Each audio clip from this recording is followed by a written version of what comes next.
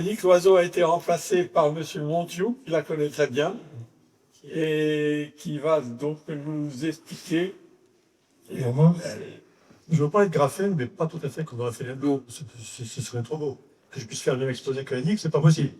Donc je ne vais pas vous parler de graphène, je vais vous parler de matériaux graphéniques. On reste dans la même famille. Et plutôt que de vous parler du graphène, ce qu'on pourrait en attendre avec les découvertes récentes, on peut en parler après si vous voulez, mais je vais vous parler du matériau graphénique qu'on utilise maintenant dans la vie de tous les jours, dans beaucoup de domaines. Il faut que je m'excuse pour plusieurs choses. Premièrement, je dis pas de Loiseau. Bon. Deuxièmement, je ne vais pas vous parler de ce qu'elle va me parler. Si vous voulez tout savoir sur la superconductivité, c'est pas grave. D'abord, je ne sais même pas si on doit tout savoir sur la superconductivité, parce que c'est très compliqué. Même les physiciens ne comprennent pas tout. Ensuite, d'habitude, l'exposé que je fais là est plutôt un exposé grand public. Je le fais au moment porte ouverte de laboratoire, par exemple. Là, je sais que le public d'associants, c'est plutôt un public le plus souvent d'ingénieurs à la retraite souvent qui sont remontés comme pendule et qui posent des questions bien pointues sur des sujets divers. Peut-être que vous allez être déçus par le niveau scientifique, peut-être, je ne sais pas. J'espère que vous entendrez quelque chose quand même.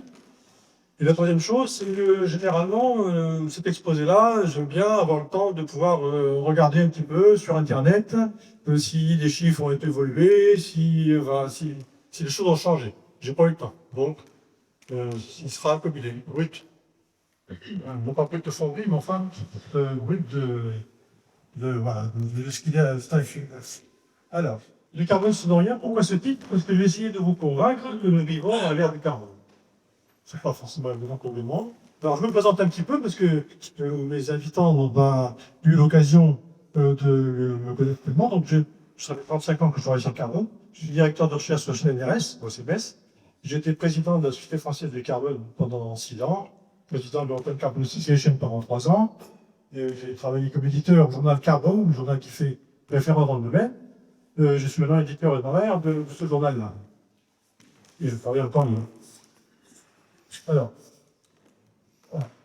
Alors, l'histoire humaine, généralement, enfin, les historiens aiment bien décortiquer l'histoire humaine en âge lié à un matériau. Bon, l'âge de pierre, il y a bien vu dans l'âge de pierre la pierre taillée puis la pierre polie. L'âge du cuivre, alors les chiffres que je mets là au niveau des datations, c'est pour l'Europe. En Asie, c'est peut-être un peu différent, bon, peu importe. L'âge du bronze ensuite, l'âge du fer. Chaque fois, on peut le regretter, le matériau en question a juste servi à faire des armes, et c'est comme ça que une civilisation prenait le pas sur le nôtre, c'est parce qu'il arrivait à être plus fort que celui qui avait maîtrisé le fer, pouvait battre celui qui avait le bronze, le blanc, etc. C'est un peu dommage. Mais enfin, c'est les hommes. Hein. Et maintenant, qu'est-ce que serait l'âge maintenant? Si on peut, alors maintenant vous avez la réponse puisque c'est petit de mon exposé. Enfin, si je vous avais posé la question, peut-être vous auriez pensé au silicium. Parce que nous vivons à l'ère de l'électronique, tout est électronique, tout est base de puces, de transistors, etc. Donc, on va peut-être penser à du silicium. Moi, je vais vous montrer qu'on est plutôt à l'âge du carbone. Ça commence bien parce que le carbone, c'est le seul élément de la table de Mendeleïev qui a déjà donné 3 prix Nobel. En 61 pour la datation de carbone 14, en 96 pour la découverte de l'hydrogène, en 2010 pour la découverte du graphène. Et si on ajoute en plus les prix Nobel associés aux molécules polyaromatiques un peu particulières, on augmente encore. Là, c'est le carbone. Donc ça, c'est très basique. Je ne sais pas s'il y a des gens qui ne sont pas scientifiques dans la salle, bon, mais ça va être très vite, n'en faites pas. Un tour de carbone, je fais un rappel, autour, il y a 6 électrons. Les plus importants, c'est les 4 de la périphérie, parce que c'est ceux qui voient l'extérieur. Et donc, ils ont tendance spontanément à essayer de s'arranger avec 4 autres collègues pour faire, comme ça, des tétraèdres. Si on empile ça de façon périodique, ben, ça donne la structure du diamant. Le diamant, c'est beau, c'est cher, et c'est cher parce que c'est rare. C'est rare, pourquoi? Parce qu'il faut quand même dans la nature 50 fois la pression atmosphérique au moins, pour rien le fait. Ça prend comprendre tous les jours des conditions de part. Donc le carbone, lui, il essaye le plus souvent de une configuration qui est de se mettre non pas avec 4 copains, mais avec 3. Donc ça, c'est un plat, donc on ne peut pas aller. Et ça, c'est l'élément de base qui fait des hexagones. Et les hexagones, c'est l'élément de base pour faire ce qu'on appelle le graphène. C'est-à-dire une molécule qui est faite uniquement d'un grillage à plus comme ça, où tous les atomes de carbone, ça rend un hexagone. Alors, on connaissait l'existence du graphène depuis longtemps, hein, depuis plusieurs dizaines d'années, sauf qu'on devait décréter qu'il n'était pas stable tout seul. C'est pour ça que les gens qui ont eu le prix Nobel ont eu le prix Nobel pour montrer qu'il était stable à l'échelle de l'unité. Bon, bah, si vous vous rappelez, j'avais 4 électrons au fond du noyau, enfin, en périphérie de l'atome de carbone, et que là, en fait, il n'y en a que 3 qui sont occupés, puisqu'il y a 3 voisins dans l'atome de carbone. Donc, il y a un 4e électron qui n'est pas occupé, lui. Et qu'est-ce qu'il fait, celui-là? Ben, il est adopté par tous les deux. C'est-à-dire qu'à la surface du graphène, chaque atome de ce graphène donne un électron qui se balade. Donc, à la surface du graphène, vous avez une mer d'électrons. En fonction des potentiels que vous avez, là, c'est pour ça que le graphène est conducteur, et que le graphène est conducteur. Et c'est pour ça que le graphène est très conducteur. Parce que les électrons se baladent sans frein. Le graphène, donc vous avez vu, c'est juste une épaisseur de l'atome, hein, a été découvert en 2004 seulement, hein, je l'ai dit, donc ça a donné un prix Nobel en 2010. Mais il était connu avant comme le constituant du graphite. Donc là, c'est un empilement de graphène. Le graphite, c'est fait avec des empilements de graphène. Donc voilà ici un bloc de graphite naturel. Alors, si vous remarquez bien, il n'y a pas de liaison entre les graphènes. Donc c'est ça qui fait que la séparation est très facile, et que la première utilisation qu'on a fait des graphènes, c'est de faire des crayons avec. C'est pour ça que les carbones graphiques sont dits sales, de ce trace noire, et ça, c'est depuis dès le XVIe siècle, on ne savait pas encore que c'était du graphite, on ne savait même pas que c'était du carbone. Mais on savait que ça effluait. Donc ça s'appelait plombagine, parce que ça avait un aspect un peu brillant, alors c'était léger, bon, par rapport au plomb, c'est un détail, mais on pensait que c'était relié au plomb. Et c'est seulement qu'au XVIIIe qu'on a trouvé que c'était en fait du carbone pur, enfin, c'est pas ce que je avec le mercure, c'est un autre. Un hollandais, mais ce métal-là, il est bon de graphite, qui vient de graphène, qui veut dire écrire. Donc voilà, c'était une des premières utilisations du graphite, c'était de faire des lignes de crayon. Alors, en quoi le carbone, ce graphène, est-il si intéressant? D'une part, il y a ce fameux nuage d'électrons dont je vous ai parlé, hein, qui balade à la surface. Bon, là, j'ai fait un petit graphène, hein, c'est une molécule de Coronel, mais c'est vrai. Ça fait un grand comme l'écran, ça marche pas. Donc c'est meilleur conducteur électrique à cause de ça, meilleur que les fluides, meilleur que n'importe quoi. Également, ce qui est intéressant, c'est la longueur des liaisons. Il faut savoir que les propriétés mécaniques, bon, beaucoup d'entre vous le savent sans doute, les propriétés mécaniques, comme la résistance à la réfraction, même la dureté, est inversement proportionnelle à la longueur des liaisons entre les atomes d'un matériau. C'est également important pour la conductivité thermique d'ailleurs. C'est pour ça que le diamant est jusqu'à présent le meilleur conducteur. Quand vous voulez aller chez un bijoutier, savoir si votre diamant qu'on vous a offert par vos âmes est un vrai diamant, le bijoutier le teste par sa conductivité thermique, c'est son test. Donc, la résistance est inversement proportionnelle à la distance entre les liaisons. Et là, il se trouve que cette distance-là, 0,142 nm, c'est la plus courte de tous les matériaux. Donc, c'est le plus résistant de tous les matériaux. Plus résistant que le diamant. Et c'est aussi le meilleur conducteur thermique. Aussi un peu de la périodicité du graphène et de la petitesse des liaisons. Donc ça, ce que je vous dis là, c'est dans le plan des graphènes. Donc ça conduit bien dans le plan, c'est très résistant dans le plan, si on tire dessus, c'est très résistant. Mais souvenez-vous, il n'y a pas de liaison entre les plans. Et là, c'est beaucoup plus grand, 3,35 par rapport à 0,142. Donc c'est beaucoup plus grand ici. Pour vous fixer les idées, regardez, ça c'est la force de liaison carbone-carbone, c'est 524 kJ par vol. Ça c'est la force de liaison entre deux plans, c'est 7 kJ par vol. Vous voyez l'écart. Hein. Donc c'est très anisotrope, pas la molécule, mais le cristal de graphite est très anisotrope. Et donc dans ce sens-là, ben, il n'y a pas de conduction thermique, il n'y a pas de conduction électrique, et la force mécanique est très faible, dans le sens profond. Donc c'est un matériau très anisotrope, et du coup, si dans un matériau massif, on contrôle l'orientation, les dimensions, les qualités des graphènes, et bon, on a des propriétés variables, voire même contradictoires. Contraire d'un matériau à l'autre. Vous pouvez le faire très conducteur, vous pouvez le faire un isolant. Pareil. Donc je reprends le graphite. Dans un graphite, les graphènes sont très anisotropes. Sont orientés, donc comme ça. Alors ce que vous voyez là, les lignes, là, ce sont des des images en calcul à transmission à haute résolution. Les lignes que vous voyez là, ce sont des plans de graphène vus sur la tranche, vus du dessus comme ça. Vous voyez qu'ils sont empilés, il y en a beaucoup, il pouvait y en avoir beaucoup plus, il peut y en avoir des centaines, et puis ils sont très très raides, donc ils sont parfaits. Ça, c'est le graphite. Très conducteur, très tendre à cause de la déléguation facile entre les couches. À l'opposé des matériaux dont je vais vous parler aujourd'hui, qu'on appelle graphiniques en général, il y a ce qu'on appelle des carbones vitreux, qui n'ont rien d'amorphe, ils sont vitreux par leur comportement.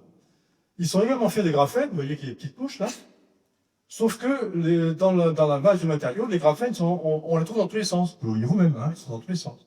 Ce qui fait que le comportement mécanique n'est pas du tout le même, le comportement électrique non plus, le comportement thermique non plus. Quand une fissure se propage là, s'il rencontre, même si ça se vient au début dans le sens des plans, donc une élimination facile, il rencontre assez vite des plans venus dans le sens, et donc ça s'oppose à la fraction.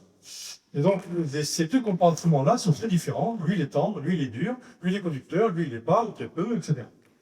Et donc il y a toute une gamme de matériaux dont on va exploiter les propriétés en fonction de comment on peut s'arranger pour disposer des graphiques. Donc je résume, c'est pas la fin d'expédier, hein. Je résume. Capable de carbone graphinique ou carbone en général, capable de propriétés extrêmes, résistance mécanique, pureté, conductivité thermique, conductivité électrique, stabilité thermique. Ça je ne l'ai pas dit, mais le carbone résiste à 3000 degrés. Il n'y a pas de matériau qui résiste à plus que ça. Donc si vous déjà, le carbone ne fond pas, mais si on met le fond, on ne saurait pas dans quoi le fond.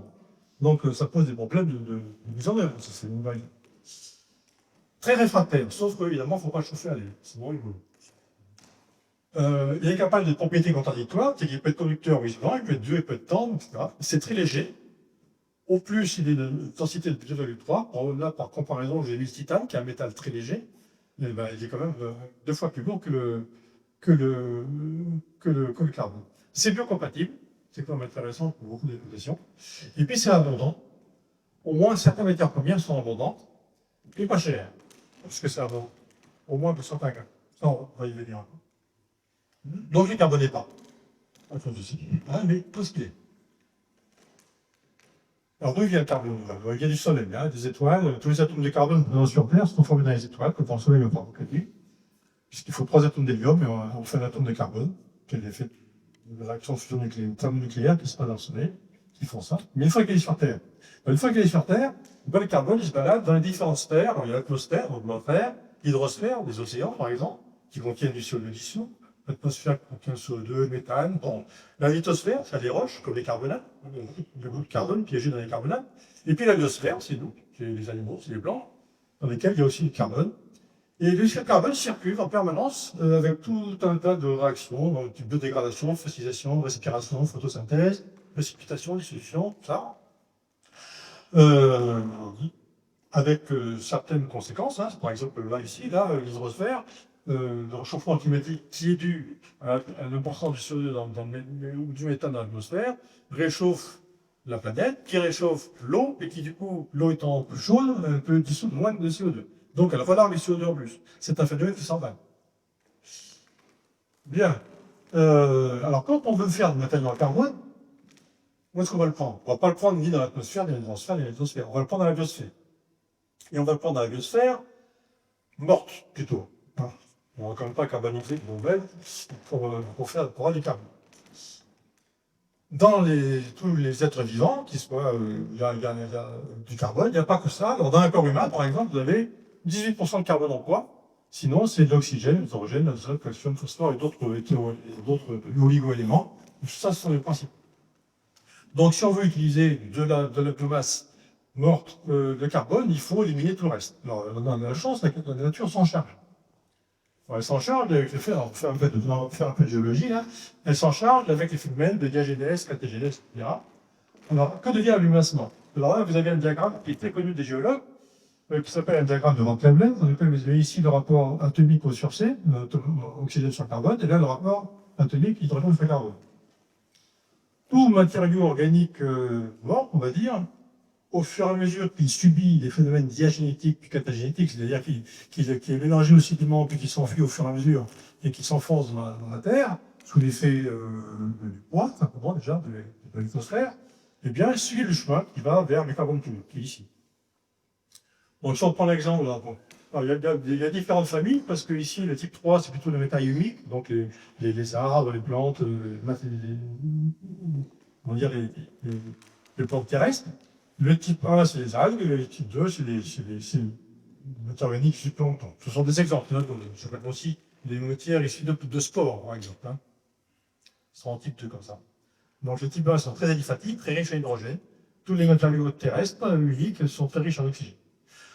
Donc quand un matériau subit les effets de l'enfouissement, bah, et là vous reconnaissez des mots que vous connaissez tous. Hein. Vous savez ce que c'est que le bois, évidemment. La tourbe, la mouille, l'anthracite, le graphite. Tout ça, ce sont des mots qui traduisent, enfin, qui désignent l'évolution croissante d'une matière organique concentrée dans ce cas-là, mais elle peut être aussi dispersée dans les sédiments, vers le pôle carbone pur. Alors le pôle carbone pur, pas beaucoup y arrivent. Hein. Il faut quand même arriver avec tous les hétéroatomes. Pour moi, ça ne se fait pas possible. Mais au début, donc la partie PGP, ce qui est bleu là, donc ça se déplace plutôt horizontalement parce qu'on perd surtout l'oxygène.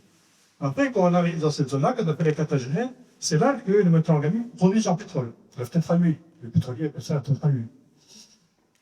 Et puis ici, la matière est encore enfouie encore plus. Eh bien, le pétrole lui-même est craqué, s'il est encore là. Sinon, le reste de la matière organique qui était là se craque davantage. Et puis, on fournit du gaz. Et à la fin, donc là, on regarde plutôt du méthane, des choses comme ça. Donc là, on perd d'hydrogène. C'est pour ça qu'on descend plutôt verticalement. Et puis ici, on a eu la chance, ou le temps, parce que la nature remplace la température ou la chance pour le temps. On peut faire de l'anthracite, donc plus souvent du carbone pur, et puis notamment du graphite, ça va des conditions nécessaires. Donc ça, j'en ai parlé, pétrole, etc. Bon. Le moteur de l'émission là, je l'ai dit, c'est le poids et c'est la température. Vous savez que la Terre chaude au milieu, hein, mais c'est pas tellement la température du milieu qui chauffe, c'est plutôt la température du magma qui est sous nos pieds là. Là, sous les continents, à 40 km, il y a un magma en fusion. Donc ça chauffe pas mal et ça crée un gradient géothermique qui est en moyenne de l'ordre de 3 degrés pour 100 mètres. Donc ça chauffe très vite. Je ne sais pas si moi j'ai eu la chance, je ne sais pas si ça arrive à certains d'entre vous d'aller visiter une mine. Il y en avait encore des activités en Lorraine, mais vraiment pas la pays. Je suis descendu à 1400 mètres sous terre, mais ça chauffe. Hein. C'est les tropiques. Il fait 30 degrés. Les mineurs, ils travaillaient à 30 degrés. Donc, respect, hein, les mineurs, c'était pas des conditions de travail pour faire ça. Donc, ça chauffe très vite. Et plus le temps que vous arrivez à faire tout ce chemin-là. Normalement, une matière organique type bois va donner un carbone comme ceci. Vous vous souvenez, hein, c'est la structure du carbone vitreux dont je vous ai parlé tout à l'heure. Mais grâce au poids des sédiments, ça écrabouille tout ça, et on peut faire du graphite. Ou de l'anthracite. L'anthracite, c'est un matériau comme ça qui est très isotrope aussi. Moins que le graphite, mais bon. Donc ça, c'est grâce à la pression hydrostatique, la pression du sédiment. Sinon, ça ne marche pas. On peut faire du graphite, sinon il faut partir que de là. Bon, ça, je ne peux pas, oui. Je ne veux pas rentrer dans ces détails-là, trop, mais ça se fait. Donc, pour faire du graphite, eh ben, il faut de la pression. Il ne faut pas seulement de la température, il faut beaucoup de température et du temps, ou du temps. C'est cinétique, hein, donc c'est ou du temps ou de la température, et aussi un peu de pression. Pour se mettre à l'huile. Bon, je reviens maintenant, on quitte la géologie, on revient à la technologie. Du carbone, on va remonter au début. Alors, au début, c'était la préhistoire. Donc, qu'est-ce qu'ils faisaient, les hommes de Cro-Magnon et d'autres, avec le charbon? Ben, ils faisaient essentiellement des pigments. Hein, beaucoup de grottes où les dessins sont faits sont dans le noir, c'est du charbon noir. Donc là, c'est ça la grande Chauvet. Ils s'étaient aperçus aussi que du carbone qui avait brûlé, mais qui n'avait pas complètement brûlé, ben, il était plus dur que le bois qui était frais. Ben oui, parce que le bois qui est frais, il contient de l'eau, il contient d'autres choses, tandis que ce carbone-là, eh bien, il a encore une fois ma structure comme un carbone vitreux, là. Donc il est devenu dur. Ils se sont aperçus de ça, donc ils ont fait des piquets, puis des arbres aussi, hein, donc on peut faire des arbres, en fait. Après, de l'Antiquité au XVIIe siècle, il ne s'est pas passé grand-chose. Il s'est passé petites choses quand même. Si, le charbon de bois a toujours servi à faire du feu, mais généralement pour alimenter les cuisines, éventuellement les fours de poterie, pour faire des céramiques, du verre, et puis aussi pour faire, pour les forges. Hein. Sinon, les gens se chauffaient plutôt au bois. Alors, pourquoi c'était intéressant? Alors ça, le terme des capacités caloriques, donc, ce terme-là montre que la quantité de chaleur qui est restituée par un matériau organique quand on le brûle croît, surtout que l'on parle de bois, puis de charbon, puis d'anthracite. C'est pour ça, si vous vous souvenez, pour certains, moi j'ai connu, moi, si j'ai connu, vous avez aussi, vous avez connu des maisons chauffées au charbon, enfin au poêle à charbon. Moi j'ai connu ça. Et donc l'anthracite c'était plus cher que le charbon. Ben oui, mais parce que avec la même quantité on chauffait plus. Ou alors on chauffait autant avec moins d'anthracite. Et puis aussi c'était important pour les forges parce que quand on est passé du cuivre au bronze, au fer, et bien à chaque fois il fallait une technologie qui chauffe plus parce que le minerai était plus compliqué à fondre. Et avec le bois on ne savait pas faire là. Quand on a compris que l'anthracite pouvait fournir plus de chaleur que le bois, et ben on a pu faire fondre des trucs qu'on ne savait pas faire fondre. Bon, pour le charbon de bois, ça va aussi pour faire la purification, mais ça avec les Égyptiens, hein, pour faire des restaurations de purification. Très important, forcément, ça fait des armes. Donc, pour faire la poudre noire à canon, ça fait la fortune d'un Française, hein, qui s'appelait Dupont de Nemours, et qui est parti aux États-Unis. Et au XVIIIe siècle, c'est devenu un milliardaire, parce qu'il a alimenté toutes les États-Unis, qui avaient bon goût de faire la guerre de sécession après aussi, ça a fait la fortune de sa compagnie. Et donc, il a alimenté les deux camps avec de la poudre à canon, parce que dans la poudre à canon, on rentre du charbon. La Sainte-Pète, qui souffre aussi du charbon. Puis évidemment, ça c'est très, très ancien aussi, les crayons, ça on a vu tout à l'heure, les encres aussi, les peintures en Chine, c'est du noir de fumée dans de l'eau. Hein. Les peintures à base de suie, parce que souvent ce qu'on a. Hein.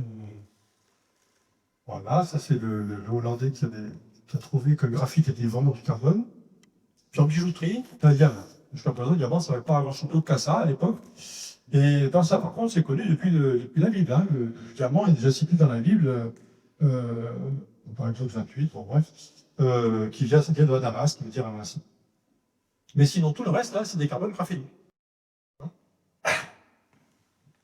Et puis aussi les asphaltes, alors c'est pas du carbone pur, ça, sinon ce serait pas liquide, mais les asphaltes naturels sont des émergents, des affleurements de produits lourds qui ont été générés justement par la dégénèse, mais que les circonstances géologiques ont fait affleurer à l'air, et on trouve comme ça, naturellement, en particulier en Moyen-Orient, des asphaltes qui ont été très utiles pour asphalter les bateaux. Donc, d'abord c'est hydrophobe, et ensuite ça peut se tartiner, donc on peut asphalter le bateau avec ça.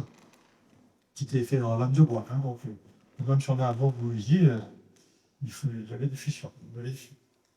Bon, c'est ça a été quand même l'utilisation du carbone pendant des siècles. Et puis est arrivé les siècles, la révolution industrielle. Le chauffage s'est généralisé, on ne chauffait plus dans les cheminées, surtout qu'il y avait beaucoup de gens dans les villes, donc les cheminées c'était pas forcément possible. Donc le poêle s'est généralisé, le poêle à bois, le charbon, la classique aussi. Et puis l'électricité, on a inventé l'électricité. Et toute l'électricité à l'époque était faite dans des centrales thermiques à charbon. Donc les affectos, des énergies sur ville, qui faisaient produire l'électricité. Et c'était le big deal. Hein. Il y avait des expositions entières qui étaient dédiées à ça. On pensait qu'il a révolutionné le monde, ce que ça a fait d'ailleurs. Là, c'est une gravure qui vient de l'émission programme. Ça arrive à l'électricité. Vous m'entendez? Il faut entendre ça. Même encore maintenant, 40% de la production d'électricité mondiale est faite avec des centrales thermiques à charbon. Pas chez nous, mais en Chine, évidemment.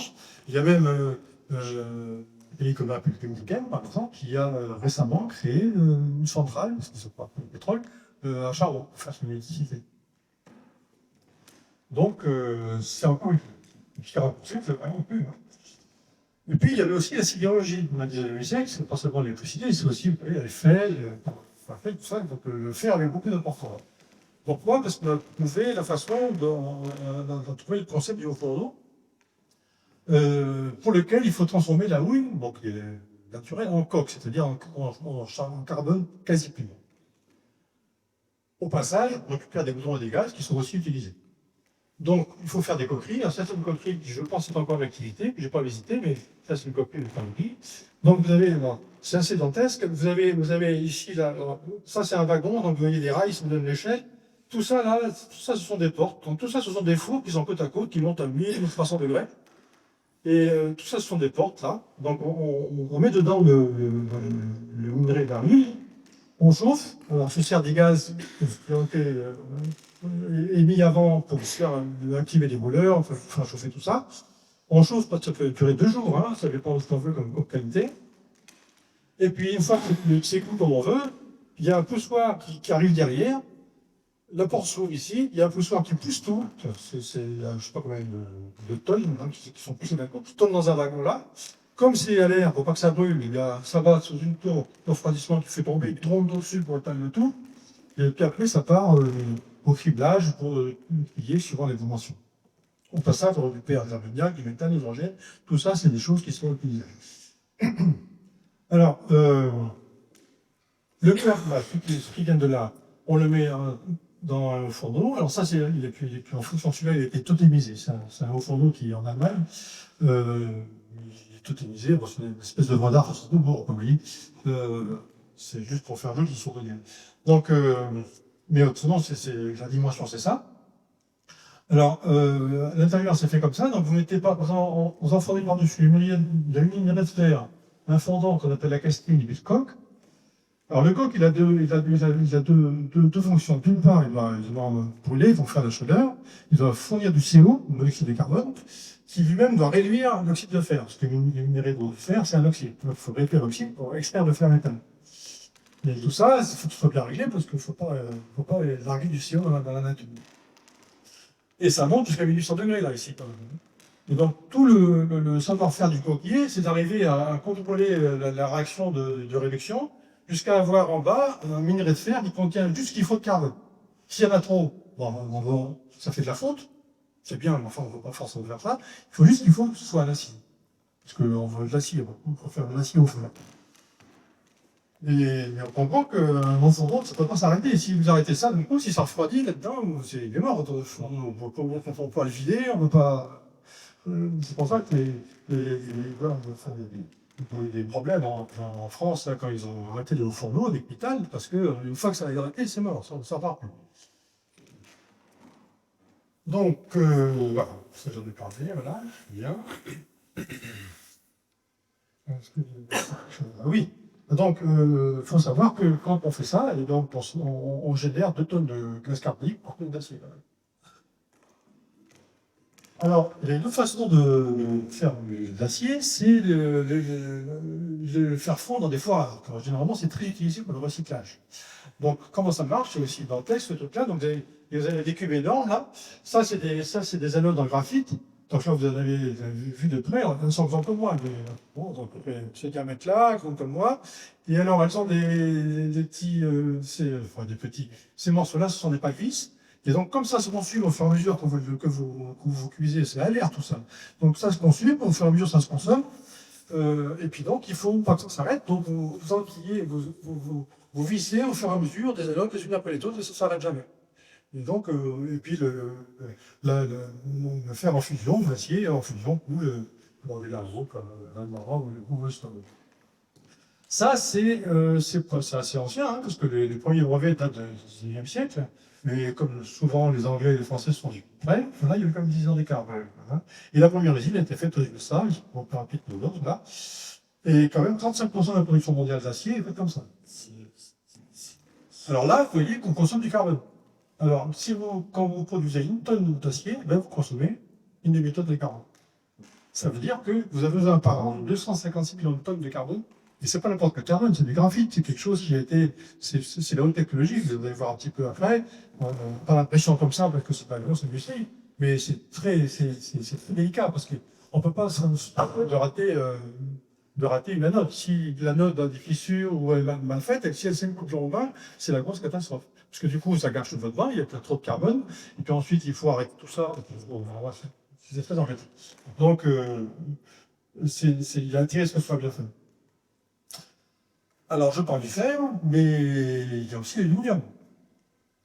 Il faut savoir qu'avant, au milieu du XIXe siècle, on ne savait pas isoler l'aluminium facilement. C'était aussi cher que l'argent. On vendait des bijoux. Là, c'est une médaille avec Napoléon III, faite en aluminium. Et puis, les Français, et puis les Américains ont pondu une technologie qui est un peu inspirée de la précédente, dans laquelle il y a on met donc dans une espèce de grande piscine. Alors ça, c'est une vieille usine pour faire l'aluminium, ça c'est plus récent. Ça c'est en France, d'ailleurs, c'est à Carbone-Savoie, c'est en Savoie. C'est ici, Carbone-Savoie. Ça c'est, alors donc, le fond d'une piscine est en carbone, pour ce conducteur. Et dedans, pour des grandes anneaux d'ici, alors ça c'est pareil, c'est grand comme la table, hein, c'est énorme. Pareil, une autre technologie, il ne faut pas que ça s'effondre dans le bain. Vous mettez dedans le minerai de la bauxite, donc le minerai d'aluminium, l'anode qui est en carbone, il faut un fondant, comme pour le fer, et puis ça donne l'aluminium, et puis encore une fois, on additionne. Alors, le fait de faire de l'acier ou le fait de faire l'aluminium, ou les deux, à additionner, ça génère 15 à 20% du carbone, du dioxyde anthropique, du dioxyde fait par l'homme. Ça veut dire 1,3 milliard de tonnes par an. On voit bien que c'est pas les voitures qui polluent le plus. Hein. Le problème, c'est qu'on ne sait pas faire autrement. Pour l'instant. Donc, encore une fois, même pour l'aluminium, c'est pareil. Si vous voulez faire une tonne d'aluminium, eh ben, il faut sacrifier une demi-tonne de carbone. Donc ça, pour l'aluminium, c'est 20 millions de tonnes par an. Ça, c'était les chiffres 2010. Alors ça continue évidemment. Hein. Alors maintenant, l'acier issu des hauts fourneaux ou endroits, c'est plutôt l'électrolyse. Mais ça continue évidemment, toujours besoin d'acier. Mais en partie des années 50, il est devenu ce qui est devenu l'industrie nucléaire. L'industrie nucléaire a généré une autre demande en carbone, parce que le carbone n'avait pas beaucoup de ratio de neutrons. Sinon, c'est pas un réacteur, vous faites bon. Donc, voilà. Et donc, tout ça, là, c'est des pièces en. Bon, vous voyez la taille, hein, ici, là. Ça, c'est un vieux réacteur, hein. Et ce genre de réacteur n'existe plus maintenant, cette technologie-là, mais quand même, quelle que soit la technologie, il y a toujours du carbone dedans. Donc, tout ça, dans le graphite, hein, c'est obsolète. Donc, ça, c'était un modérateur graphite refroidissement à gaz. Vous avez aussi des refroidissements à eau. Vous avez technologie assez fondue. Ça, c'est le cœur d'un graphite, d'un réacteur assez fondu. Toute cette pièce-là, c'est un graphite.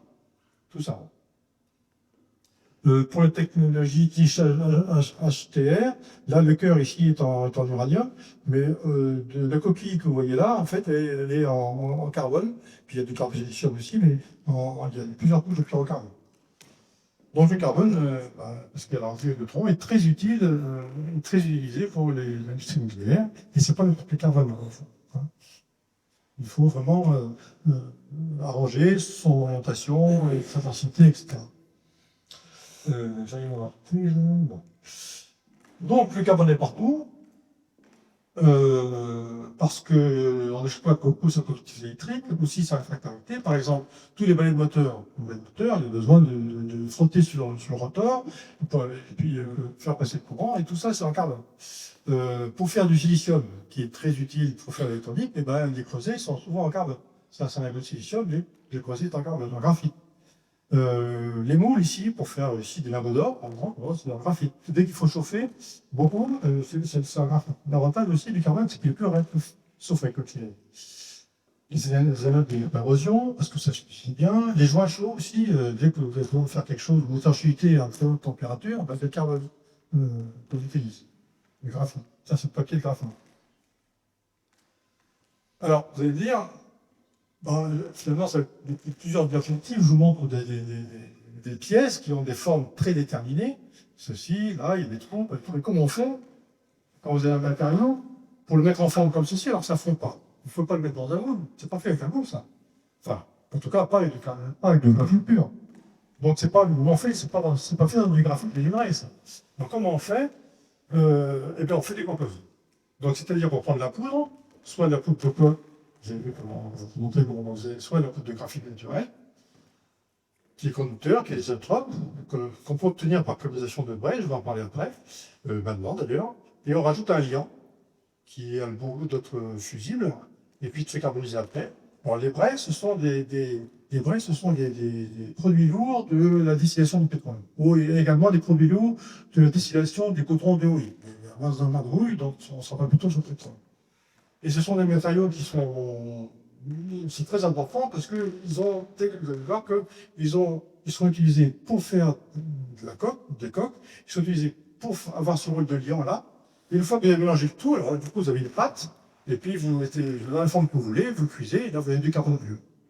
Et avec des propriétés qui sont plus ou moins celles du graphite, suivant la température avec laquelle vous le cuisez. Ça, je le dis, c'est bien. Alors, oui, le break est assez bien connu parce que, pourquoi? Parce que, justement, comme je vous ai dit, attention, il faut quand même que, c'est quand même une anode, c'est quand même un matériau de haute technologie, parce qu'il ne faut pas qu'il s'effondre dans le bain, il ne faut pas qu'il s'effondre dans le réacteur. Donc, il faut vraiment qu'il ait certaines caractéristiques, et donc des caractéristiques en position chimique, en température d'enrichissement, viscosité, porosité, entropie. Il faut que le carbone qui est formé après carbonisation à partir de ce brai ait les propriétés qu'il faut, électriques, thermiques, mécaniques, etc. Donc c'est assez compliqué en fait. Et donc il y a tout un savoir-faire industriel là, qui est relativement pragmatique, plutôt que mais qui est très important. Et qui est soumis à des aléas, c'est-à-dire les sources. Tous les pétroles, vous savez, ne sont pas identiques sur la planète. Il y a des pétroles légers, des pétroles lourds, ce qui fait que le résultat issu de la distillation de ces pétroles-là n'est pas le même. Donc le break que vous allez sortir d'un pétrole à un autre ne sera pas le même. Donc le gars qui doit faire son amende avec ça, il est assez embêté quand même. Les conditions d'usage sont extrêmes, hein, donc il ne faut vraiment pas se rater. Et on n'a pas pour l'instant trouvé de matériaux de remplacement. On essaie de faire des braises synthétiques, on n'arrive pas, c'est pas fait.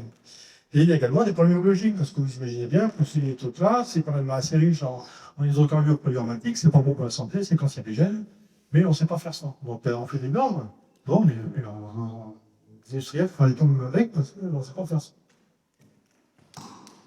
Alors, on en est toujours au XXe siècle, hein, donc après l'aventure nucléaire, puis l'aventure... là, maintenant vient l'aventure spatiale. L'aventure spatiale avait réclamé des matériaux très performants, qui n'existaient pas encore. Bon, comment on l'a fait? On a encore fait des composites, un peu le même principe. Sauf que cette fois-ci, on ne portait pas de poudre, on portait de fibres.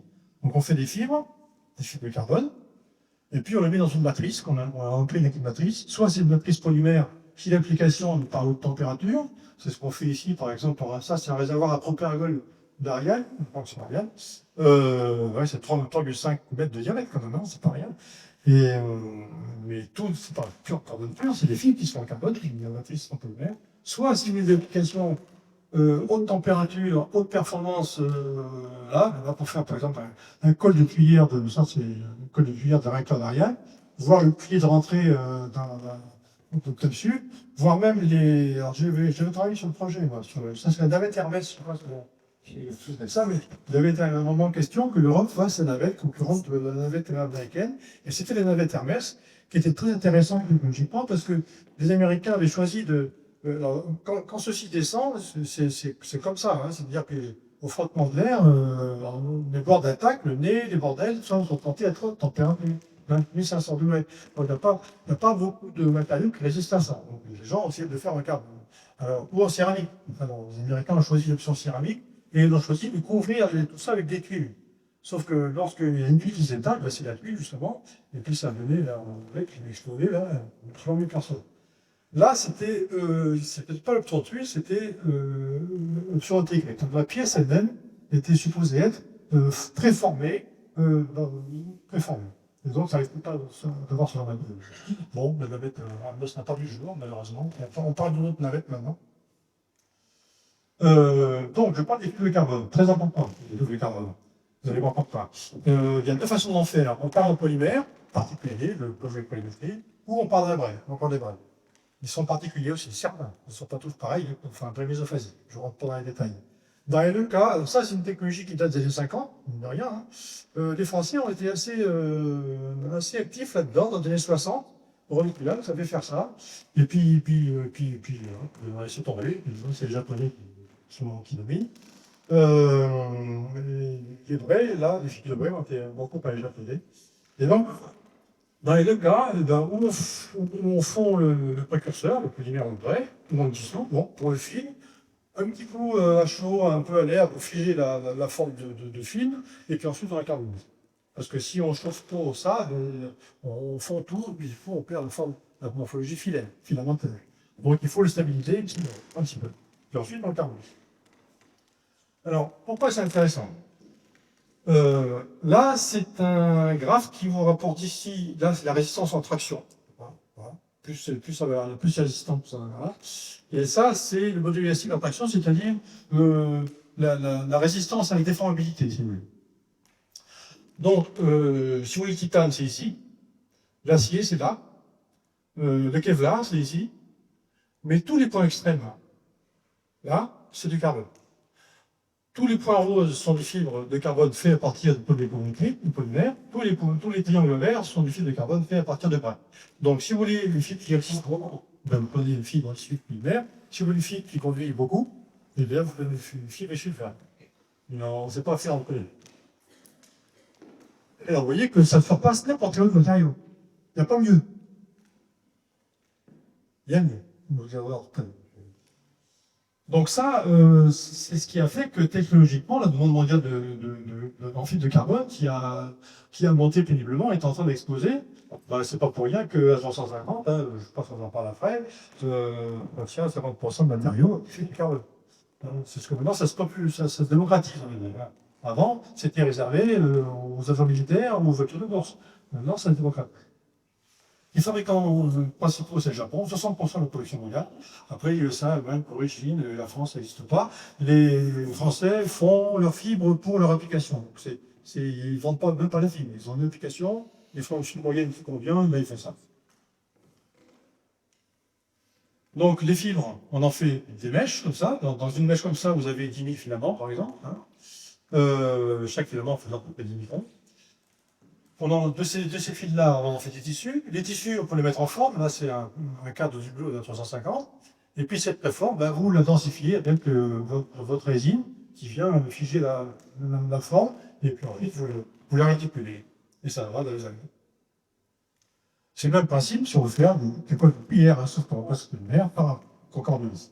Ou alors, on peut faire, ça c'est l'imprégnation par un break, je vous disais, ou alors on peut faire aussi la filtration, c'est-à-dire que dans un four comme ceci, là, il faut y rester des semaines.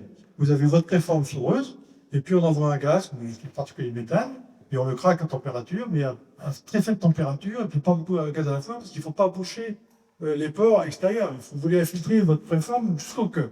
Donc il y a tout un savoir-faire aussi là, il faut que ce soit long le processus. Donc il faut commencer à remplir la préforme par l'intérieur, et puis au fur et à mesure, vous bouchez toute la porosité. La porosité, pour les applications bioniques, c'est pas bon, hein, parce que les consommateurs contraints, c'est pas bon. Donc on essaie une application qui est très très ancienne, avant même les 350, c'est les freins. Les Airbus, depuis très longtemps, sont pleins de freins en carbone. Et ça, c'est bien meilleur que l'acier. D'abord, c'est plus léger déjà, donc c'est bon pour l'avion. Et puis, c'est insensible au choc thermique, c'est une absorption d'énergie 3 fois supérieure à celle de l'acier, c'est insensible au fatigue mécanique, c'est une endurance très supérieure. Là, vous avez un Airbus qui est en freinage d'urgence, vous voyez que les freins ils sont rouges là. Mais si vous faites ça avec un acier, l'acier il ramollit, puis ça ne fond plus. C'est pareil pour les voitures. Donc c'est pour ça que je disais que la 350, d'ailleurs comme le Dreamliner de Boeing, ils sont arrivés sur le marché en même temps, contient à peu près 50% de matériaux composites, matrice résine, des fibres de carbone. Les pales d'hélice pour les hélicoptères, les éoliennes, la 400M, ça contient des fibres de carbone. Pour le transport terrestre, les voitures, bon, dès que ça commence à être cher, c'est pas tout le monde qui peut se payer ça, mais enfin, une voiture comme ça, un vélo, je sais pas si des amateurs de vélo aussi, mais des vélos comme ça peut valoir 4, 5, 10 000 euros, hein, quand même. Mais tout en carbone, y compris, même là, je pense pas que ce soit en carbone, y compris le pédalier peut être en carbone. Ça, c'est les freins en carbone de Formule 1, là aussi, quand ça freine, hein, ça chauffe, ça va au rouge, et ben, c'est pas grave. Cette BMW là que j'ai photographiée au congrès carbone en 2015, qui est tout en carbone. Même dans le moteur, ils sont en carbone. C'est indestructible, ça. Enfin, presque. Ça, c'est une voiture sûre. Ça, c'est pas très. Et les pantographes aussi, elles sont des mélanges. On essaie de durcir, de mélanger avec du cuivre pour durcir un petit peu, mais c'est du carbone. Ça, c'est Merced qui fait ça. tous les articles de sport, hein, les planches de ski, de surf, des chaussures de protection, des cannes à pêche, des casques, des raquettes de tennis, des masques de protection, tout ça c'est du carbone, carbone résine. Dans le médical, on fait des prothèses. Toutes ces pièces-là, c'est des pièces qui font dans les métacardes, tous les petits os ronds là, que l'on a dans les pieds ou dans les mains, ça peut se faire en carbone comme ça. Ou les prothèses en plastique titane, qui peuvent être en carbone ici, ou alors recouvertes de carbone. Parce qu'il y a un coefficient de friction qui est très faible, c'est intéressant. Peut-être vous reconnaissez monsieur là, Oscar Pistorius. Bon, il a eu le mauvais goût de descendre sa femme avec le verre. À part ça, il a fait beaucoup de choses pour les handicapés. Et on voit ici avec les filles là. Ça, c'est une valve cardiaque. Alors, autre application aussi, qui n'utilise pas cette fois, cette application de biocompatibilité, c'est utilisé comme thermique, c'est utilisé aussi la résistance mécanique. Ce qu'on peut utiliser aussi, c'est la grande surface spécifique. Vous savez ce que c'est une surface spécifique? C'est la surface par le poids. Le carbone, le graphène, si on prend le graphène isolé, c'est le matériau qui est la plus grande surface spécifique possible. Proche de 3000 m² par gramme. C'est-à-dire que dans 1 gramme de carbone, vous avez un terrain de feu en surface. Ça, c'est parce que vous considérez un graphène unique, donc c'est très léger puisque c'est monatomique, et puis vous considérez les deux côtés de la surface. Vous arrivez à 2880 m². Et donc, en déclinant un petit peu le nombre de graphène et puis la porosité, etc., vous arrivez à faire toute une gamme de matériaux qui sont très absorbants, avec des porosités que vous contrôlez, selon votre application. Ça va du masque à gaz à la lithium en char, y compris même votre charbon végétal, vous devez connaître, c'est le charbon biloc.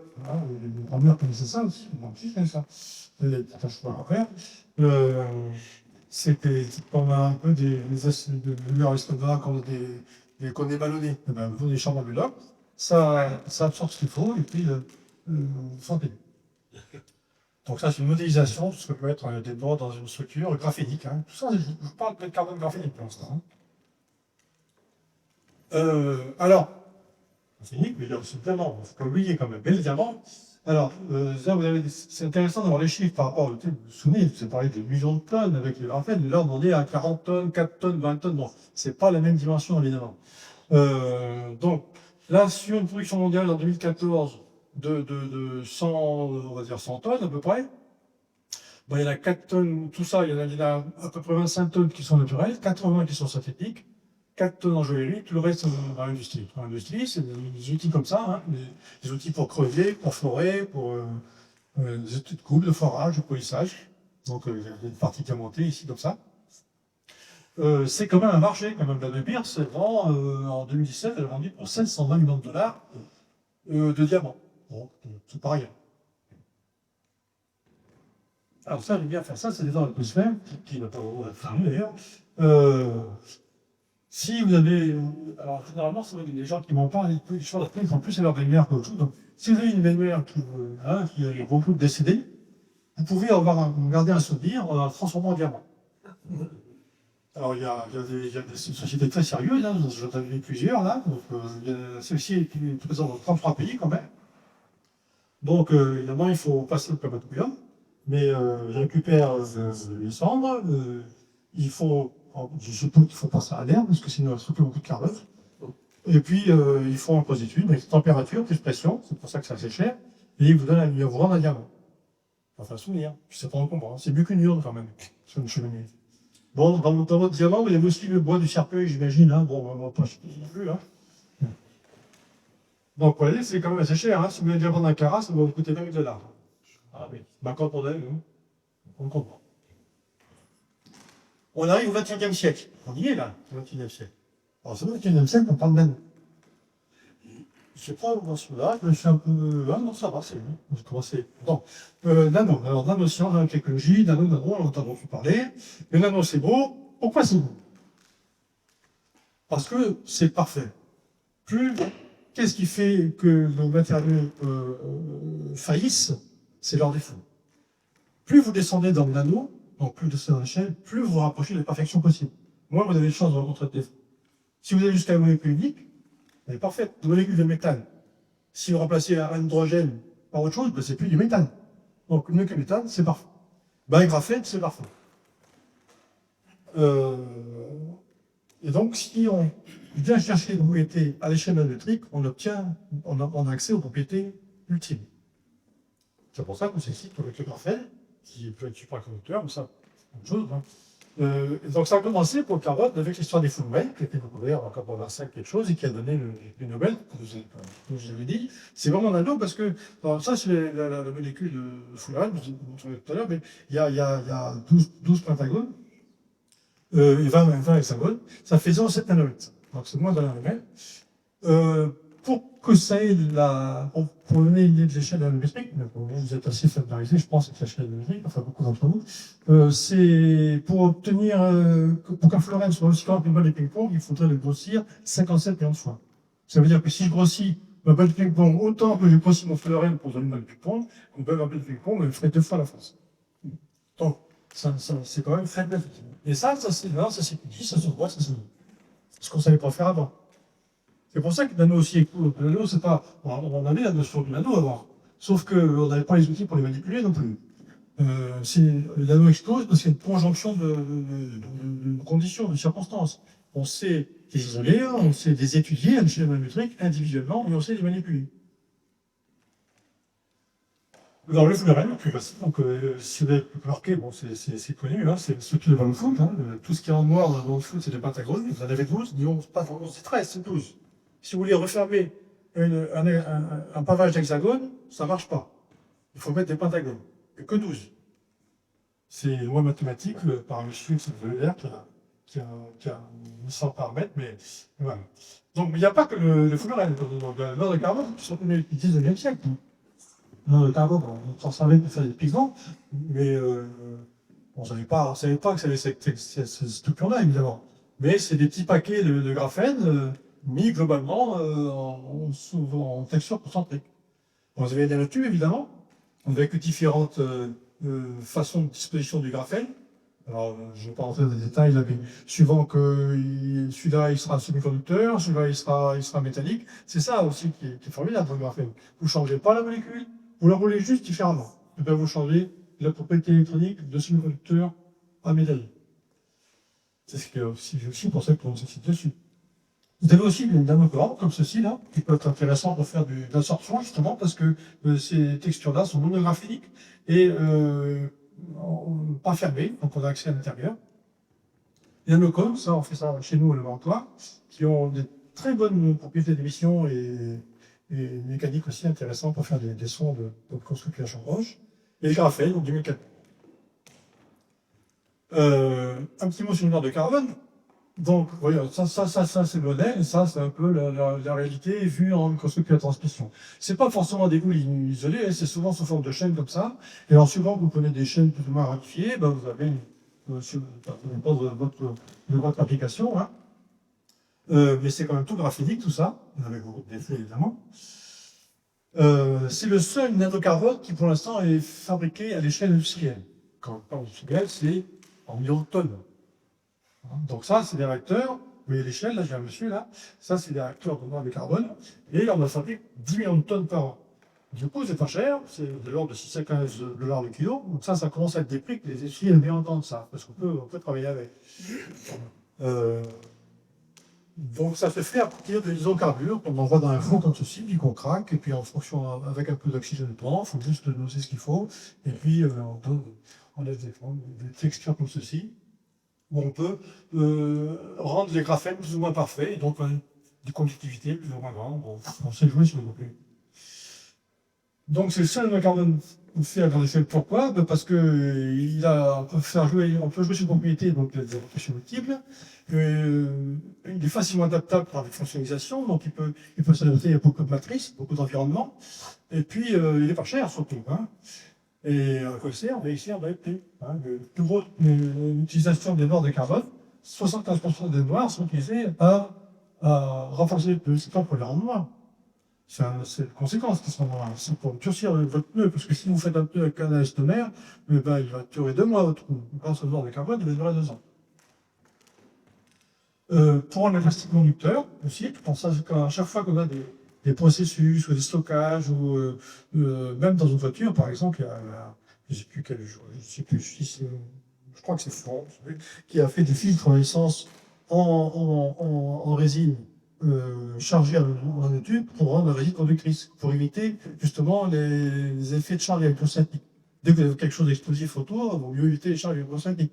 Donc on peut rendre comme ceci les plastiques conducteurs en mettant des nanotubes, des mémoires de carbone, les nanotubes. Il faut ça aussi des nanotubes. Le thermomètre protecteur absorbant le temps dans vos téléphones, vous avez souvent quelque chose de noir, c'est quelque chose pour ralentir les ondes électromagnétiques, pour pas que ça vous trouve le cancer de l'organe. Sinon, il y a les pigments, les encres, les peintures, tonnerre, plastique, même pour les cosmétiques. Alors, il y a tous les carbones. Alors, vous avez des exemples. Alors, vous avez un taux de carbone vu en microscopie à transmission. Donc, c'est un monoparoi. Là, il y a très bonne résolution. Donc, on voit même les hexagones. Donc, ça veut dire que c'est un seul graphène entouré. Là, c'est deux graphènes. Vous voyez, en section transversale, vous voyez qu'il y a souvent deux couches. Ça, c'est un binôme. Là, c'est des couches. Il peut y avoir plusieurs couches aussi, avec des pans transversales. Les graphènes peuvent être aussi obliques par rapport à l'axe, etc. Donc il y a toute une zoologie de nanotubes qui est donc toute une variété d'applications possibles en fonction des propriétés que la configuration des graphènes propose. Voilà. Ça, c'est même pas exhaustif. Hein. Je ne vais pas avoir le temps de détailler tout ça, mais sur la base des différentes possibilités, des différentes propriétés des nanotubes, voilà toute la gamme d'utilisation qu'on peut envisager de faire avec des nanotubes. Alors certains sont déjà sur le marché, d'autres pas. Certains demandent des nanotubes très purs, d'autres pas. Donc, forcément, ceux qui sont purs sont plus chers, donc ils ne sont pas encore sur le marché parce que ça reste encore une étude. Voilà, bon. Mais ça vient. Ça prend du temps. Ça prend du temps. Je vous disais tout à l'heure, je vous parlais des fibres de carbone, hein, je vous ai dit que la fibre de carbone, excusez le vitril, date des 50-60, et c'est seulement maintenant, là, que l'est dans la 350, un avion commercial. Donc ça prend, vous voyez, tant que ça prend pour que ce soit vraiment quelque chose qui se diffuse. Voilà, là-dessus, il ne faut pas être trop passer, il faut attendre que la technologie elle progresse, et la science progresse. Donc ça se fait, l'avantage des nanotubes de carbone, c'est que c'est beaucoup moins compliqué à faire que des fils de carbone. Les fils de carbone, je vous ai dit que il fallait un polymère particulier, mais c'est plus compliqué. En fait, c'est un copolymère, il est additif, tout ça, c'est un peu compliqué. Mais le c'est beaucoup plus simple, en fait. Vous avez une source de carbone, un catalyseur, une source de température avec le fait de nanotubes. En gros, c'est ça. Il faut faire ça dans votre garde. Enfin, voilà. Et donc, c'est pas compliqué, c'est pas comme le graphène. Donc on arrive, alors c'est ce que je vous ai dit tout à l'heure, en fonction de la qualité qu'on va chercher, vous avez des prix différents, et puis donc vous avez certains qui sont déjà arrivés sur le marché, d'autres pas. Là, si vous voulez un monoparoi, vous savez, ceux qui peuvent être semi-conducteurs ou métalliques, suivant chronographe et isolé, ça coûte encore quelque chose contre 80 000 et 300 000 $ le kilo. Ça, c'est un chiffre qui fait quitter l'industriel, ça. Mais quand on est dans pas trop exigeant sur la qualité, multiparoi, ça, on en trouve à peu près 50 $ le kilo, qui se rapproche des prix pratiqués. Là, c'est une fibre de carbone standard, genre de 20 $ le kilo. Donc là, on est dans la direction. Et donc, on trouve des applications qu'on trouve actuellement sont plutôt à partir de l'utilisation de carbone. Alors, de ce médecin, tout à l'heure, je vous ai dit que le carbone, c'était très bien, c'était mieux que tout, qu'il n'y avait pas mieux. Ben si, il y a mieux, mais c'est du carbone aussi. C'est-à-dire que si on prend les nanotubes de carbone, eh bien, là, on plafonnait à 7 GPR ici, avec la meilleure sur un 4, T1000.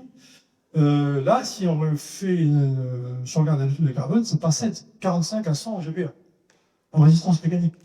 Donc, si on arrive à conserver, bon, ça c'est pour un tube. Alors, si on arrive à transférer ça à l'échelle d'une fibre, on a gagné le jackpot. Mais c'est pas facile. Tout se mérite. Ça a donné, par exemple, l'idée de faire un genre d'application, dont vous avez entendu parler sans doute, à laquelle je ne crois pas, mais un peu tout. Vous rêvez, l'ascenseur d'espace. Donc vous avez, plutôt que de payer à plus d'heures des navettes qui se cassent la gueule, on a pensé faire un ascenseur pour aller de la Terre jusqu'à la station orbitale. Donc il faut un câble pour accrocher l'ascenseur, et puis il faut une plateforme. Une fois qu'elle est dans l'espace, la plateforme, c'est pas trop grave si elle est lourde, parce que là-haut, il n'y a pas de gravité, mais enfin quand même, on peut la faire en carbone sans se faire léger. Mais le câble même, le carbone, c'est le seul matériau qui va résister à son propre poids sur une longueur pareille. Donc, j'ai encore regardé les liens, je ne sais pas regarder récemment, mais il y a un site là, Obayashi Corp, ils ont prévu que dans tant d'années, ils vont y arriver. Et d'année en année, l'échéance recule. Hein. Bon. La station orbitale, c'est 400 000 km. Il faut faire un cap de 400 000 km sans défaut. Bon, c'est pas gagné, c'est pas gagné. Il y a aussi aux USA, un groupe qui a essayé de faire ça. Alors, donc, parler de ça parce que aux États-Unis, sur un projet pareil, ils sont capables de trouver des investisseurs. Vous imaginez ça enfant? Impossible. Ça fait une grosse différence entre les deux pays. Bien sûr que c'est un projet un peu fou, mais les investisseurs, ils investissent dans 10 projets, ils savent qu'il y en a un sur les pistes qui va payer tout le monde. Donc ils disent, bon. Donc je suis un peu aigri là-dessus parce que les chercheurs, ils ont plein d'idées, et puis pour trouver un industriel qui veut bien investir, c'est pas évident. Il faut lui apporter le produit tout fait, puis il veut peut-être bien regarder ce que ça intéresse. Bref, alors, j'arrive à la conclusion. Donc le carbone, c'est le matériau de record, c'est le meilleur conducteur thermique qui soit, meilleur que le diamant quand on parle de graphène, mais sinon c'est simplement le graphène parfait ou la nature du carbone. De ce point de vue-là, le graphène parfait, ton graphène unique et un tube, ça ne peut pas. C'est le meilleur conducteur électrique qui soit, meilleur que le cuivre, meilleur que n'importe quoi, hein, à condition que ce soit parfait, pareil. C'est la meilleure résistance mécanique qui soit, c'est la plus grande résistance de surface spécifique qui soit, c'est le plus réfractaire qui soit, et c'est le plus versatile pour en faire bouler en dedans, pour eux, le conducteur, le banque isolant. Donc, s'il y avait pas eu de carbone, depuis les émissions, ben, on n'aurait pas eu d'évolution industrielle, parce qu'on aurait pas eu de fer, un peu de bio, un peu d'électricité. D'un point de vue de métallurgie, donc, on aurait 40% en ce moment d'électricité en moins. On n'aurait pas de moteur électrique, on n'aurait pas de piles. Je ne vous ai pas dit ça, mais dans chaque pile que vous avez des électrons de carbone. Parce que les piles, en particulier les piles rechargeables, il faut qu'entre les plans, là, ça t'appelle du lithium qui doit partir, rentrer. Et donc, pour l'instant, il y a que, on essaie de technologie, mais pour l'instant, c'est le graphite qui va bien. Il n'y aurait pas de matériaux de performance, comme les fibres de carbone, donc il n'y aurait pas de composite, il n'y aurait pas de fusée, il n'y aurait pas tout ça. Puis pour certains sports, il n'y a plus de record, hein, parce qu'une fois que vous avez enlevé le perchiste, ça perche en fibre de carbone, il va revenir avec des perches en fibre de verre, et puis il va sauter 1 mètre de moins. Mais évidemment, il n'y aurait pas tout ça, ben, il y aurait moins que les femmes passionnées. Puis, donc, voilà, c'est un choix. Hein. Alors après, je vous laisse choisir, est-ce qu'on vient du carbone ou est-ce qu'on vient pas du carbone? Je vous laisse choisir. Je prends le film, après, les films, et la télévision.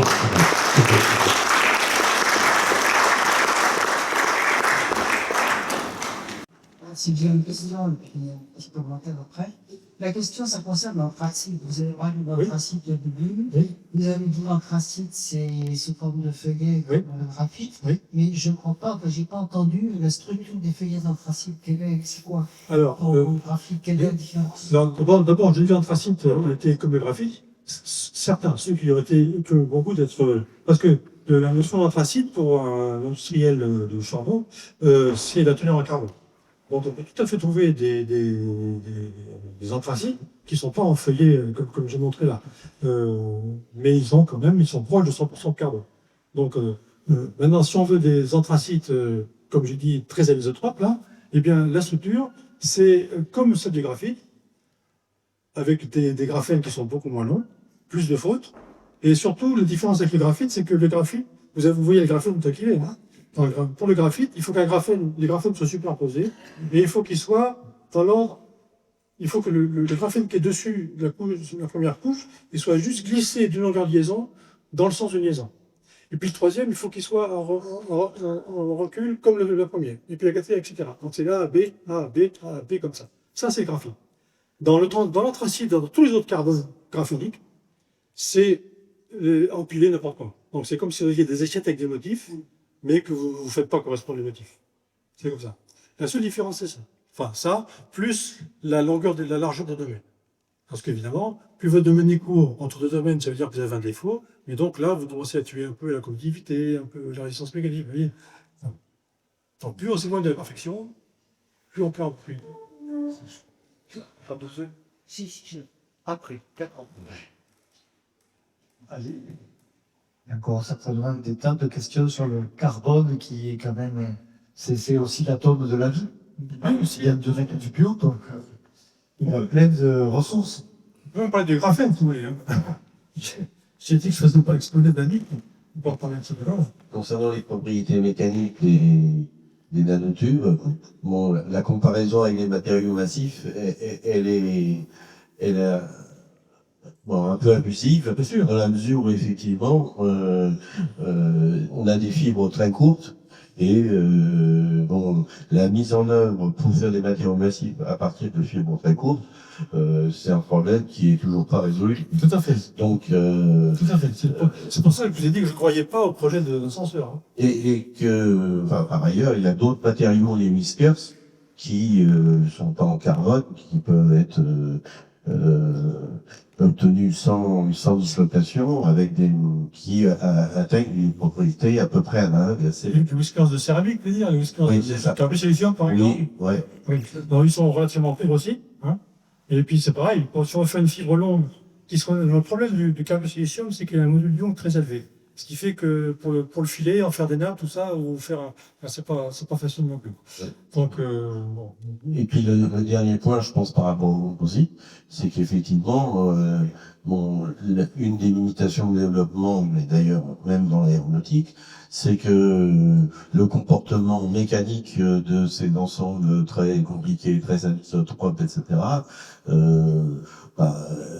ils sont pas encore complètement maîtrisés. Enfin, ils commencent à être maîtrisés, mais déjà pour les matériaux massifs comme les aciers, les aluminiums, etc., le comportement en fatigue, la durabilité, la tenue à la fissuration, enfin, et j'en passe, ont mis des cinquantaines d'années à être mis au point.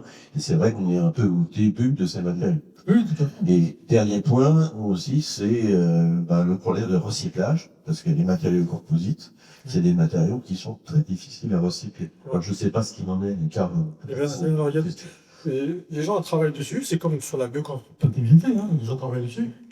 Alors, en particulier, l'école de Monalpi travaille sur les composites à la fibre de carbone. Une des idées, c'est ce à quoi ils travaillent mieux, c'est d'éliminer la matrice pour retrouver des fibres qui sont ensuite utilisées à des utilisations moins demandeuses en propriété, parce qu'au fur et à mesure qu'on recycle, on dégrade. Puis à un moment donné, on va tourner un carbone qui peut être pas être bon à grand chose, peut-être pas servir techniquement. Mais sinon, on peut toujours essayer d'en faire justement des substrats de croissance pour les plantes. Le carbone retourne aux plantes là. Et c'est une façon aussi par les plantes de piéger le CO2. Donc, les gens travaillent sur des pistes pareilles. Mais oui, c'est beaucoup plus difficile à recycler qu'une tôle. Oui. C'est une question aussi par rapport à parler de dislocation. S'agissant du diamant, ce que tu dis, les propriétés des matériaux, d'accord, sont terrestres. En laboratoire, ils utilisent les enclumes en diamant pour transmettre. Donc ma question est toute simple. Il y a des dislocations dans le diamant? Oui. C'est pas mon sujet d'étude, mais dans le laboratoire, dans le semestre, il y a un détecteur, mais pas faire un trait, qui travaille là-dessus. Mais oui, il y a des solutions à tout bord. Oui, tout à fait. C'est un cristal sans de Oui. ça a existé. Sinon, j'en fais une petite blagounette, parce que vit-on avec du carbone, la synthèse du carbone dans les étoiles qui ont une certaine taille, est liée à une constante d'interaction forte que si on la touche d'un millième, ben, il n'y a pas de synthèse de carbone. Si on touche quoi? Il n'y a pas de, si on touche la constante nucléaire d'interaction forte d'un millième, il n'y a plus de synthèse de carbone. Comme quoi, à quoi ça tient? À quoi ça tient?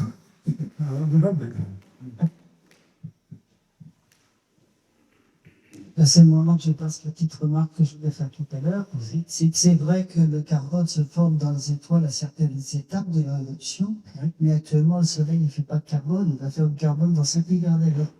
Il n'en fait pas encore. Ah non, pas il est en train de former de l'hélium à partir de l'hydrogène, et l'hélium deviendra du carbone dans 5 milliards d'années. D'accord. Alors, c'est une petite remarque d'astrophysicien.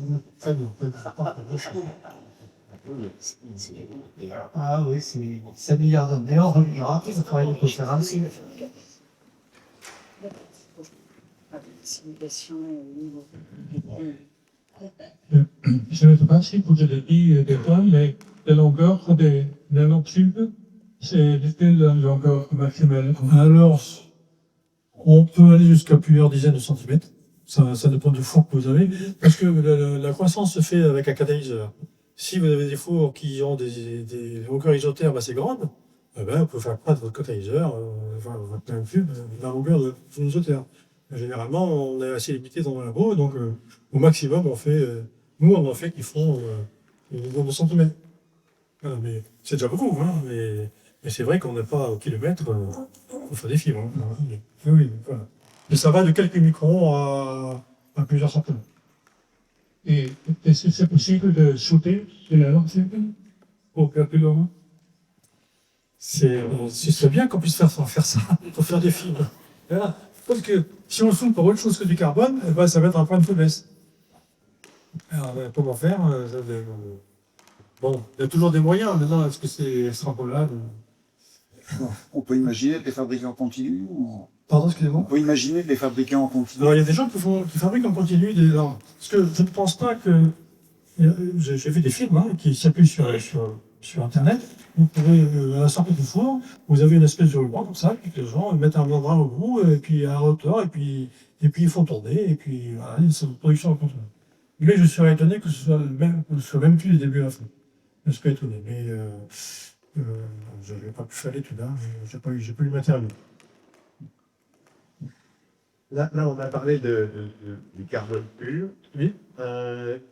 J'imagine qu'on peut fabriquer des choses avec des impuretés, avec des atomes voisins. Oui. Et est-ce qu'il y a des propriétés intéressantes dans ce cas-là? Oui, parce que justement, en fonction de l'hétéroatome, il n'y a pas beaucoup d'hétéroatomes qui rentrent dans le graphène. Vous avez la 3, hein, c'est le bore, l'azote, le soufre et le phosphore. 4. Alors, suivant celui que vous mettez, vous pouvez jouer sur les électroniques libres. Vous pouvez faire ça, mais vous ne pouvez pas en mettre beaucoup. Hein. Par exemple, de l'azote, dans un nanotube de carbone, vous pouvez difficilement en mettre plus que 10%, et encore, c'est une performance. Donc, à un moment donné, ça déstabilise la structure quand même. Donc, bon. Mais oui, ça se fait, ça s'étudie aussi, effectivement. Alors, le phosphore, alors le soufre, c'est connu depuis assez longtemps, mais le phosphore, c'est assez récent. À la limite, vous pouvez remplacer tout le carbone par du B, du bore et de l'azote, vous faites une nitrure de bore qui a la même structure exactement. Hein. On fait une nitrure de bore hexagonale qui a la même forme, les mêmes dimensions, tout pareil. Sauf qu'il est isolant. Donc, c'est intéressant aussi. Voilà. Mais. Est-ce que ça a des applications intéressantes? Des applications pour le BN? Au-delà des études théoriques, est-ce Oui. que c'est des applications pratiques intéressantes? Pour le graphène, vous voulez dire, ou Pour ces corps un peu...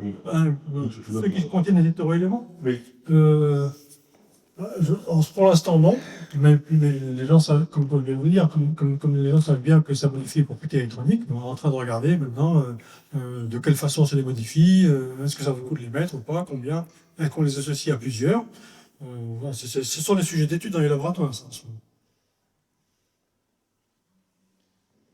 Vous avez évoqué tout à l'heure la mer d'électrons, Oui. qui fait que ce graphène est utilisé, je crois, maintenant pour faire des électrodes très transparentes. Alors, oui, c'est ce qu'on essaie de faire. Même les nanotubes peuvent faire ça aussi, hein, puisque vous pouvez faire un film de nanotube qui contient, ce ne sera pas d'épaisseur monoatomique, mais ce sera très très fin et très transparent et très conducteur. Le graphène, on va parler du graphène. Hein. Oui, c'est intéressant parce qu'on peut en faire effectivement des survêtements très conducteurs. Manipuler du graphène à grande distance monoatomique, d'épaisseur monoatomique, ça c'est plus difficile. Parce qu'on ne sait pas faire un monocristal. On sait faire des graphènes qui sont droits comme la table, mais ils sont polycristallins. Donc, il dit polycristallin, dit joint de grain, et dit défaut, et donc du coup, on perd du coup l'intérêt. Mais si, et on sait pas faire ça, ça c'est le problème. J'ai un peu oublié la question, donc... J'étais sur la mer d'électrons. Oui. Cette conduction qui est meilleure que celle du cuivre, on peut faire un comparatif? Oui, on peut faire Déjà, alors, il y a des gens qui ont travaillé à faire des fibres de carbone à partir de graphène, ils n'ont pas réussi à avoir des très bonne conductivité électrique, mais ils ont eu des très bonnes conductivité thermique. Ce qui est d'ailleurs quelque chose qu'on ne comprend pas. Hein, donc il y a des choses à comprendre. C'est sorti dans Science, ça. Et, parce que ça casse. Vous vous souvenez de ce que je vous ai montré là, où j'ai mis les fibres de carbone, où il y avait les plus résistantes qui étaient comme ceci, et les plus conductrices, ou les plus hauts modules, c'est pareil, ça va avec, qui sont horizontales. Et personne n'a jamais réussi à faire des fibres au milieu. C'était ou l'un ou l'autre.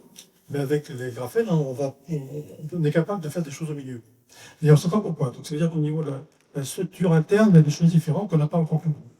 Et on a réussi à faire des fibres de carbone à partir de nanotubes, qui, elles, sont une meilleure déjà conductivité spécifique que le cuivre. C'est-à-dire ramener à la masse. Ce qui est déjà intéressant. Parce que si vous voulez faire des câbles de tension, c'est bien de faire des câbles légers, parce que ça vous fait moins de poteaux. Et compte tenu qu'on peut faire passer beaucoup de courant, ça, je l'ai pas dit comme propriété, mais le carbone, c'est un matériau dans lequel il faut faire passer beaucoup de courant. La densité d'électrons admissible par un graphène ou un nanotube est énorme par rapport au cuivre. Dans le cuivre, si vous mettez beaucoup d'électrons pour faire passer beaucoup de courant, vous commencez à dépasser les atomes. Et vous cassez votre tube, votre fil de cuivre. Mais le carbone, non, il résiste à ça. Donc, on peut faire passer beaucoup de courant. Donc, si vous pouvez faire des câbles en nanotubes de carbone, déjà, on sait les faire, pas, ils sont chers, c'est de l'inconvénient. Mais déjà, on sait les faire avec une conductivité spécifique meilleure que le cuivre, c'est déjà bien parti. Vous évoquez l'électromigration Oui. dans les cuivres et on a ce défaut dans les puces électroniques maintenant. Oui, on fait des conducteurs tellement fins avec le cuivre qu'effectivement, on a des puces qui s'usent à l'usage. Et oui, parce qu'à un moment donné, on peut pouvoir descendre. Hein, parce que c'est ça, exactement.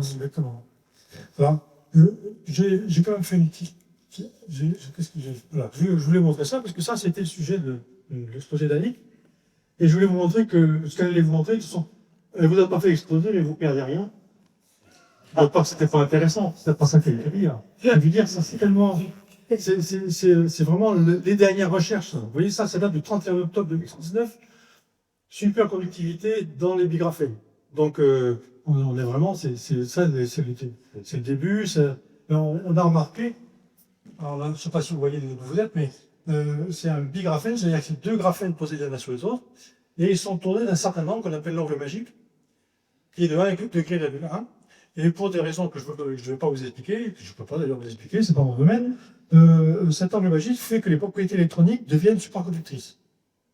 À des températures, je pense, elle est assez élevée. Pas à température ambiante, hein, mais assez élevée. Et donc, ça excite tout le monde, ça, encore une fois. Bien entendu. Mais c'est un sujet d'étude, hein, c'est pas facile à faire non plus. Il faut maîtriser ce genre de dispositif en maîtrisant la rotation dans le graphène. Mais vous voyez, là, 31 octobre 2019, c'est très très récent. On peut dire un petit peu sur le graphène si vous voulez, puisque vous êtes là pour ça. Le graphène, il a l'inconvénient de ne pas avoir de gap. Hein, pour un semi-conducteur, pour l'électronique, il vous faut faire des transistors. Pour faire des transistors, il faut un matériau qui a un gap. C'est-à-dire qu'on peut moduler les niveaux d'énergie de façon à le rendre ou conducteur ou pas à la demande. Ça, on fait ça avec du silicium très bien. Mais avec le graphène, on ne peut pas parce qu'il est conducteur dès le départ. Et donc, tous les gens qui étaient fascinés par le fait que ce matériau avait une conductivité terrible, ont absolument voulu lui donner un gap.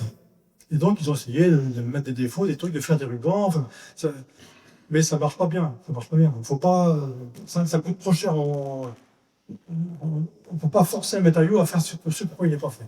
Donc, le graphène est un très bon conducteur. Là, ça, c'est une bonne piste, je trouve, parce qu'on utilise justement la mer d'électrons. On va dans le sens du graphène, mais vouloir le rendre semi-conducteur, ça ne va pas marcher. Et pourtant, on a fait des études pendant des années là-dessus. Mais c'est plus difficile. Par contre, cette grande conductivité du graphène va peut-être permettre de faire des grilles de transistors monstres, par exemple, tellement bonnes conductrices qu'on va pouvoir faire des transistors qui vont monter en fréquence à un niveau où on ne le peut pas actuellement avec les couches d'aluminium pour faire les grilles ou même de cuivre, parce que la conduction n'est pas suffisante. Donc, on est limité en fréquence, alors que là, on peut peut-être pomper ou injecter des électrons dans les parties conductrices des semi-conducteurs pour commander plus rapidement. Ce qui fait qu'on va vers des semi-conducteurs qui vont travailler à des fréquences peut-être s'approchant de la zone visible. Et sans chauffer. Parce que un amplificateur bourré de transistors, si vous le sollicitez un peu, ça chauffe. Donc il faut mettre les ordinateurs, il faut les mettre dans des places refroidies, tout ça. Avec les graphènes, c'est pas besoin. Il conduit à température ambiante. Il n'est pas super conducteur à température ambiante. On dirait qu'il est hyper conducteur à température ambiante. Et il admet, le courant se transporte, c'est un courant balistique, donc il se transporte sans déperdition. Donc il ne chauffe pas. Il n'y a pas de transfert d'énergie électrique en énergie thermique. Donc ça ne chauffe pas. On peut pousser là-dessus avec les semi-conducteurs carbure de silicium, qui donnent des propriétés assez extraordinaires à des composants assez anciens, qu'on appelle les transistors silicium, CMOS. Avec le carbure de silicium, on revient sur la vitesse de commutation, etc. Et on divise par 10 pratiquement les pertes. Ce qui fait que dans un train, si on remplace un équipement par l'équivalent en carbure de silicium, et ça, ce sont des produits actuels, hein, c'est du réel. On divise pratiquement par 10 le volume et la masse par 4. Ce qui fait que l'équipement d'un train, par exemple, où on manipule des puissances qui s'expriment en mégawatts, hein, pour faire avancer un TGV, par exemple, les équipements remplacés par du SiC, du carbure de silicium, on utilise pratiquement par 10 les vides. Dans le même volume, un de ces jours, on pourra faire, s'il n'y avait pas des problèmes de champ magnétique ou autre, on mettrait des passagers avec toute l'électronique dans le plancher. Donc, évolution, encore une fois, permise par le carbone, lié au silicium. On n'a pas tout vu, hein, mais j'ai l'impression que votre conférence pourra être un excellent introducteur à ce que pourra nous dire Annick Loiseau quand elle viendra, puisque c'est une continuité. Là, on a appris un petit peu ce qu'était le carbone et tout ce qui tourne autour, et ça permettra d'embrayer à fond sur ces choses-là. Merci beaucoup. Merci. Merci d'avoir remplacé comme ça si promptement cette malheureuse Annick Loiseau qui a été frappée par des mots de table.